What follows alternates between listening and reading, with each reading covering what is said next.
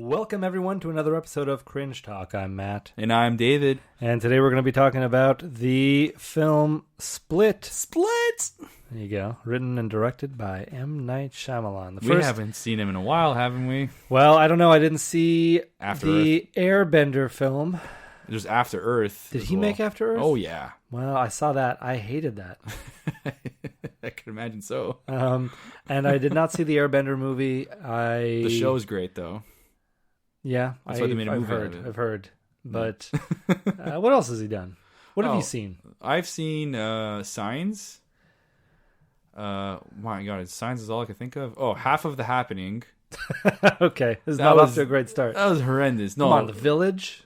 I didn't see. Yeah, I did. I totally neglected So we got The Village. The Village, Unbreakable, which I didn't see. Did you say The Sixth Sense already? I did. Okay. Long time ago, though. Yeah. So far. Yeah. I think it was given away first. Obviously, this was one of those. He really brought out the whole what a twist ending kind of trope. Yeah. That was him. That's M. Night Shyamalan. That's his signature. It's got to be the ending. Yeah. And the funny thing with this film, well, don't give it away. I'm not giving away anything. Hold on. You know what I'm going to say right off the bat? Okay, yeah, fine. Going to be spoilers. We're just going to talk about the film in no order, just our thoughts. We're going to just have at it for a little while. I don't know exactly what I'm going to say because I like the film. I find there's a lot less to say when you like the film. That's true. My notes are a lot less than the last film, but we're going to talk about it. And from this moment on, you could be spoiled. I don't feel bad for you. Yeah, spoilers, duh. Okay, go ahead. What I'm saying is that this film, in particularly, it's like I forgot about that he has this signature, this common occurrence that he has in all his films, having this twist. And as I'm going along watching this film, I forgot about we're still gonna be treated at the end for a really cool twist ending. Okay. So, yeah, I mean, and that's great. And it's true. No, I haven't seen enough of M. Night Shyamalan, but it's Lady in the Water too. I forgot. Oh, about right. That one's okay. Yeah. The whole time I was very aware that there was going to be some kind of twist, and I don't really feel like there was.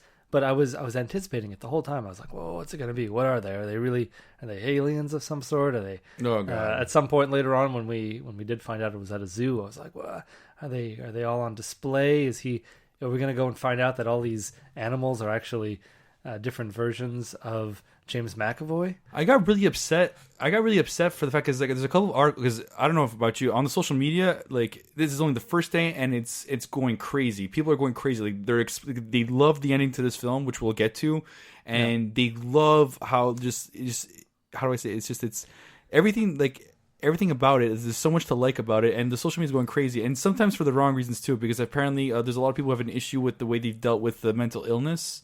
Yeah, I knew they was going to bring those people out of the woodwork for sure. Exactly, but the thing is that they gave away. It's like they gave away for the fact that no spoilers in this article. But when they're coming out of the zoo, it's like, well, you mentioned the zoo. That's not mentioned until the end. How do you mention that in the article? That's the worst, the worst thing you could say. It's so important where they were, and it is. It was so bad. But yeah, I mean, I kind of feel for some people who are like, if you, I mean, who doesn't completely empathize with people who are who suffer from mental illness? David Machado. Oh, that's not nice. And that's why. Were you implying that I said that you had a mental illness? I don't know. You said my name, so you're being ambiguous. Or that you don't sympathize with them. I'm trying to say, I hope most people sympathize with people who are dealing with mental illnesses. But for the fact is that, when we're talking about a film, I mean, they are talking about a real condition, but.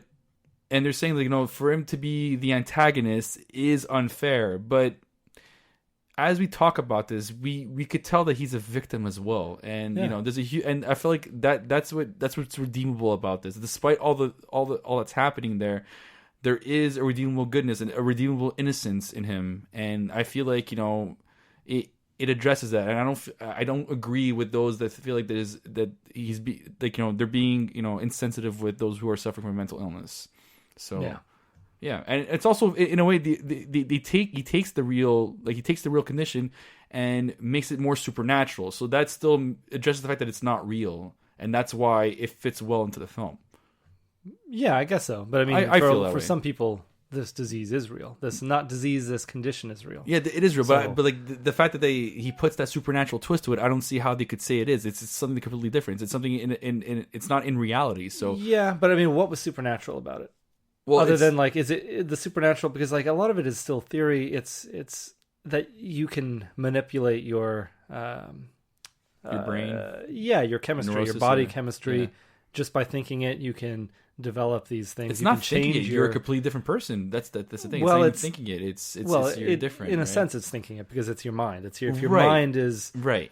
I mean, theoretically, if you thought hard enough, you could change your atomic structure, could you not? But you'd be aware of it, even with your alter ego. This is like a condition where strictly they interact in one place, but when an interaction happens when you're in the light, you don't know what happens. It has to be told to your other characters somehow in your own head. So that's the thing. And with this, what makes it supernatural is that when James McAvoy says we could prove to them how powerful we really are, that's when you know this is not something that's real. Yeah. So that's why I would defend that they're not. It's not really taking a shot at people who have a mental illness condition. It's the fact is that this is a fiction. This is a fiction here.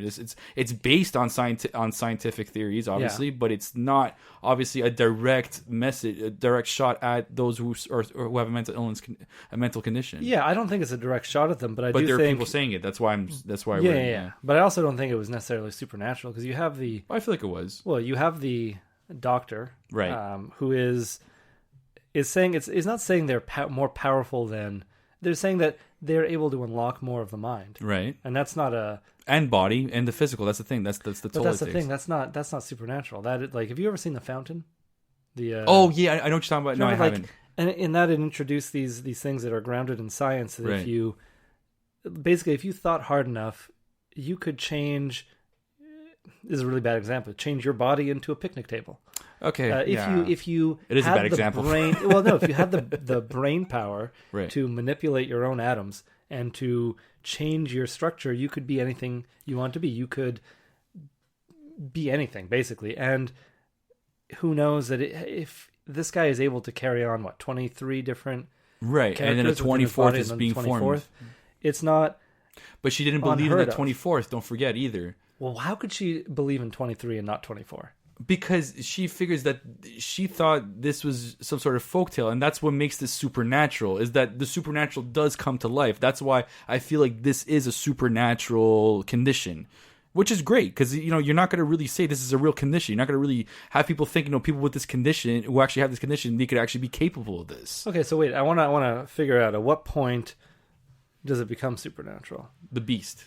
When the Beast comes out. Okay, now before the Beast, are we thinking even the description she gave of one person being split into two people and being able to have different thoughts, right, and write one with the left, one with the right, exactly, have that two interaction, different sets of thoughts down right. on paper at the same time? Do you find that to be supernatural or something that could? No, be... that's something that could. I believe that's something that could happen. But I feel like the create, because the fact that it's what makes it supernatural is the storytelling of the how this beast will come to life. The way it will come to life makes it supernatural, because it starts off as a story, starts off as like a cautionary tale, but then it becomes real, and that's the definition of horror films. Yeah, but I mean, it's coming real. It's based on the mind of someone who's right. mentally unstable. That's right.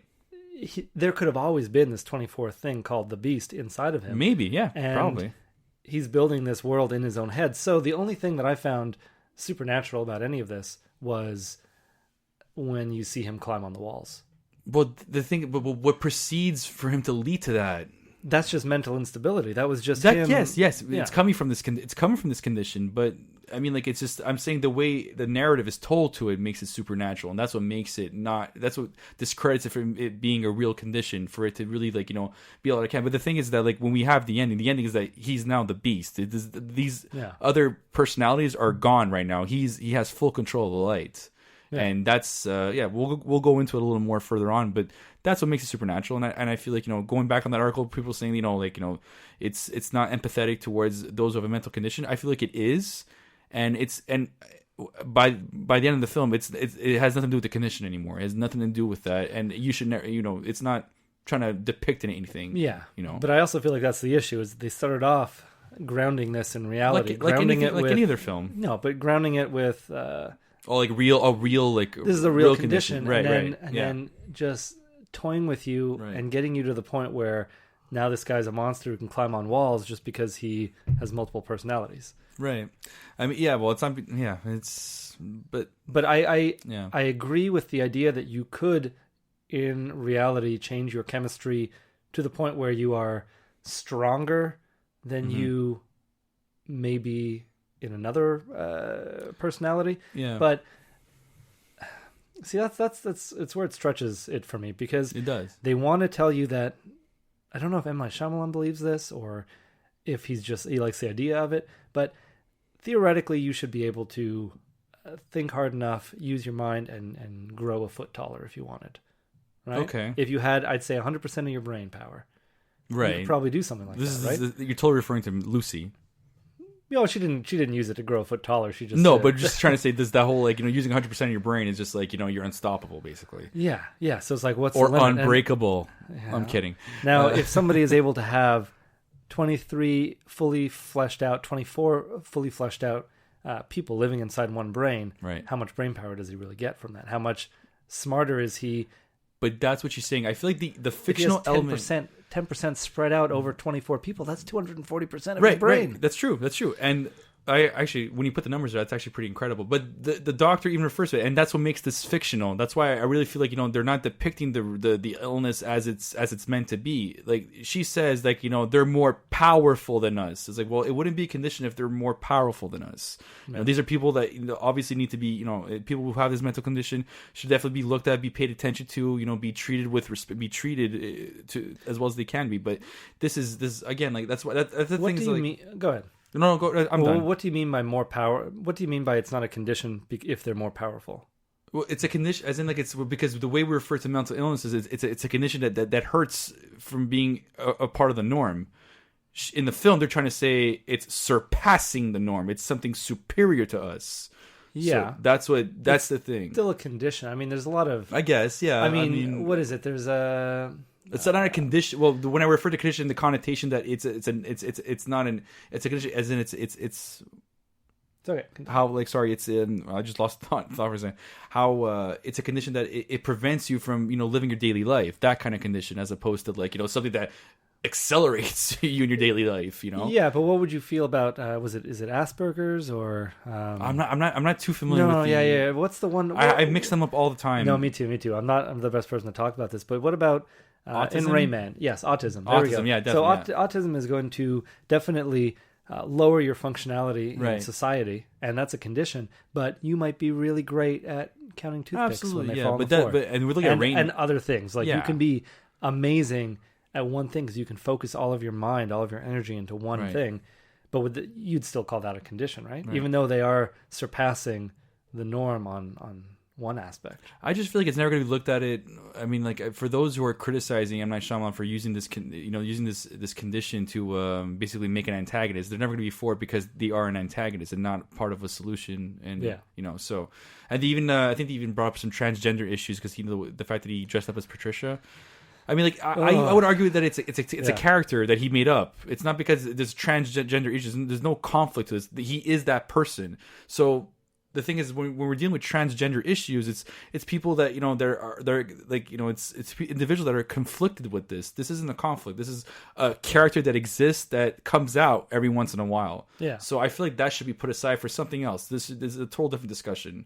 Yeah. So that's the way I feel. But I mean, you can't help but think. I don't blame people for bringing this up because to be super passionate about that. I'm not saying I'm not, but like if there's something that I'm being naive to, I think that they know more of and that they're bringing it up. So yeah, maybe if I were to dig into more of what they know, perhaps I would agree with them. But at this point, I'm looking at the film as it is, and hopefully it's not it's not hurting any individuals of it being there. So yeah, well, and I mean the problem with, his condition isn't really a problem. The problem is that some of these people are evil. Some of these people are bad people in his. But they're there. The thing is, what I find interesting too is that they explain the fact they're there. They're trying to protect Kevin, and we never see Kevin. We don't know who Kevin is. Well, we see Kevin at the end. Do we? Yeah. Is it Kevin? Kevin's the one who tells her where the shotgun is and is like, "Please just kill me." Isn't that what's his face? Sorry, you wrote the characters down. Yeah. Okay. Well, I'll tell you right now. James McAvoy. He plays right. A lot of characters. The ones that he's credited as are Dennis, Patricia. Dennis is one. Yeah. Hedwig, Kevin Barry.